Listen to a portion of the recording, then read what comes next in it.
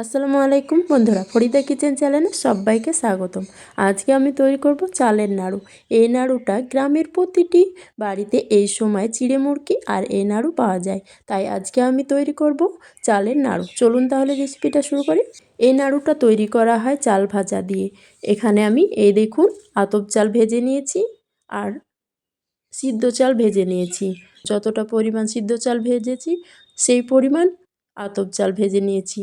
সিদ্ধ চাল আর আতপ চাল ভাজাগুলোকে একসঙ্গে ভালো করে মিশিয়ে নেব, দিয়ে গুঁড়ো করে নেব। চালগুলোকে আমি মিক্সিতে গুঁড়ো করে নেব। আপনারা চাইলে অন্য কিছু দিয়ে গুঁড়ো করে নিতে পারেন।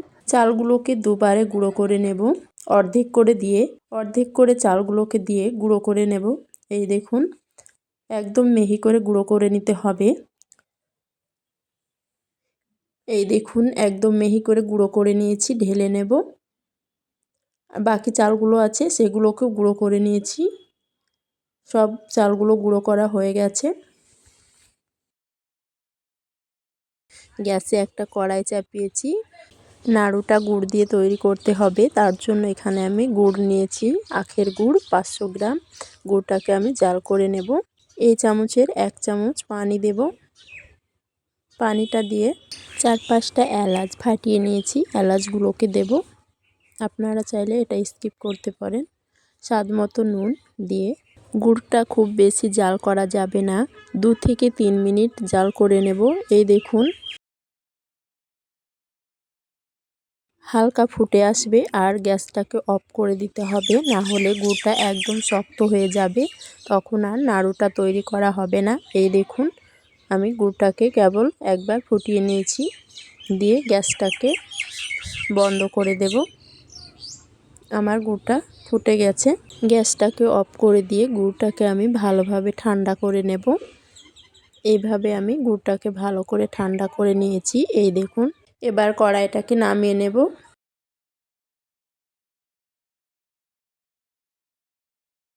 চাল ভাজার গুঁড়োটাই 1 চামচ করে দিয়ে মাখিয়ে নেব। একসঙ্গে পুরো গুড়টা দেব না, 1 চামচ করে দিয়ে এভাবে মাখিয়ে নেব গুড়টাকে।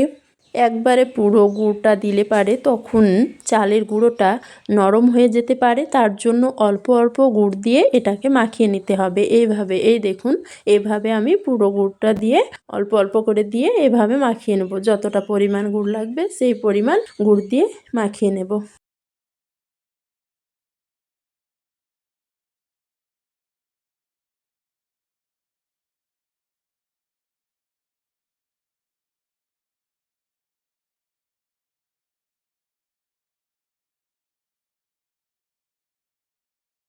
এভাবে গুড়টাকে মাখিয়ে নিয়েছি। এবার 2 হাতের সাহায্যে এভাবে দলা বেঁধে আছে সেগুলোকে এইভাবে ভেঙে নেব।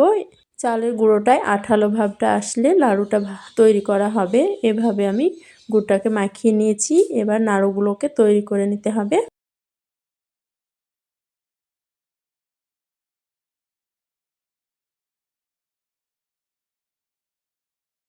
এবার নাড়ু শেপ দিয়ে নেব।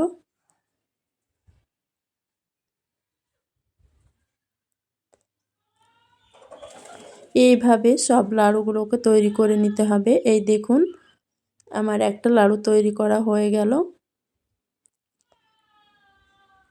এইভাবে আমি সব নাড়ুগুলোকে তৈরি করে নেব।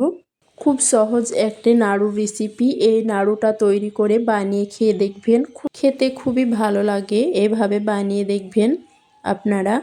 আমার সব নাড়ুগুলো তৈরি করা হয়ে গেছে। এই দেখুন এই নাড়ুটা তৈরি করে অনেক দিন পর্যন্ত রেখে খেতে পারবেন।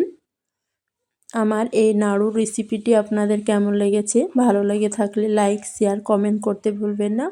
আর চ্যানেলটিকে সাবস্ক্রাইব করে আমার পাশে থাকবেন। ভালো থাকবেন, সুস্থ থাকবেন। আল্লাহ হাফেজ।